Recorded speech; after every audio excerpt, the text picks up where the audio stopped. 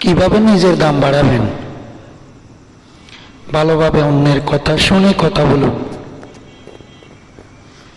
নিজেকে সবসময় ব্যস্ত রাখেন এবং ব্যস্ত দেখাবেন। সৎ পথে বেশি বেশি ইনকাম করুন। সবার সাথে সম্মানের সাথে কথা বলুন।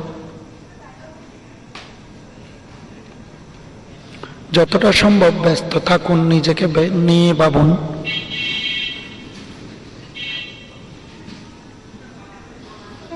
অন্যের কোনো কাজের সাথে সাথে দৌড়ে যাবেন না। ভেবে চিনতে আস্তে আস্তে কথা বলুন, চিল্লাচিল্লি করবেন না। ধন্যবাদ সবাইকে।